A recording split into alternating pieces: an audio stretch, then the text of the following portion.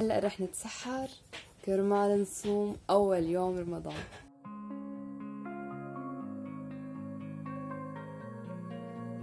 نيني بدي صوم معنا يا الروح. The next day. صيام أول يوم حرفيا بتحسوا إنه أوكي مرق تمام، بس صيام تاني يوم وهون بتحس بالصعوبة.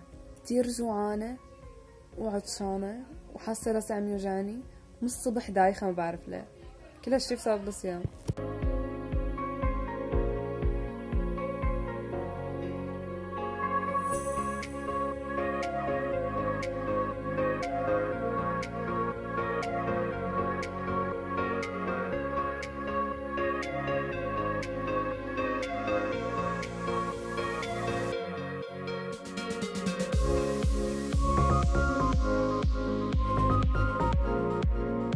عازمين اليوم أهل ماما على ورق دوالي. بالصراحة الصيام صعب، بس أكتر شي بيخليك تتحمل هو الأكل الطيب بعد الفطور. مش بعد الفطور، هو الفطور بذاته يعني، بس المهم المبدأ. لك احزروا شو قلت أنا؟ قلت هلأ برمضان أكل هيلثي، سلطة، لبن، بطاطا مسلوقة، هيك شغلات شوفان، إنه آكل من الأكلة هيك شوي نتفة. صار لنا تقريبا 5 أيام أو 4 أيام برمضان، بس لهلا ما تأقلمت على هذا الشيء، لساتني عم آكل. بس خلص اليوم قررت آكل سلطة.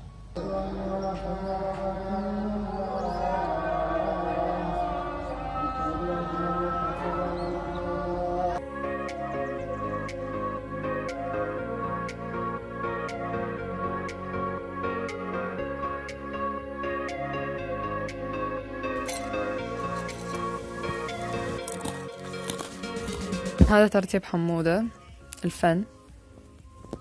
عم فكر يجيب ألعاب ويحطهم على الصوفة. يا صباح الخير. عم حاول ابتسم مع انه كثير انا شخص مزعوج، لانه انا رح داوم.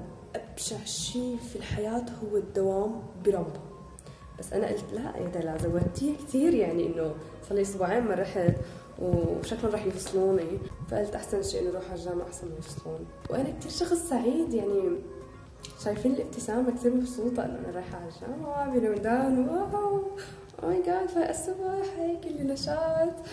جاب بالي موت. يشرع لانه دورة يشبه دورة التشريع. شرع يشرع شارع، يعني الوضع الخاص.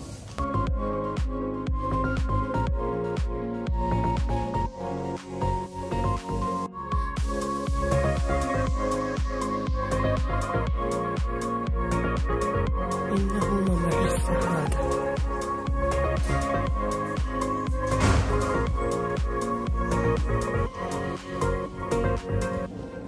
عرفوا إنه أنا مثقفة، أوكي. قررت أقري هذا الكتاب، حبيته. يمكن أخذه معي على البيت، ما بعرف. إذا حبيت قصته باخده.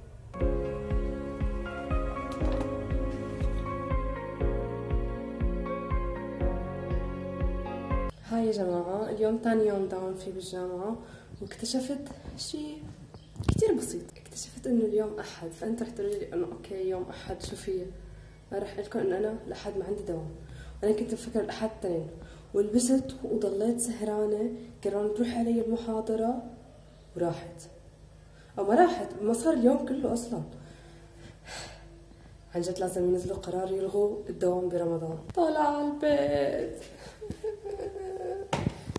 درج صعب. بس في فقرة إيجابية، واللي هي إنه اكتشفت إنه اليوم أحد مثلا أنا بالطابق الأول، فلحقت حالي. تخيل لو كنت شايفة هي المعلومة وأنا بالجامعة، كنت كملت نومي بالجامعة عادي. 1 hour later. صحيح نسيت لكم إنه جبت الكتاب معي، حبيته كتير كتير عن جد، وبنصحكم إنه تقروه. ونينا عم ينام، ما بعرف شو عم يصير معه. Hello my love.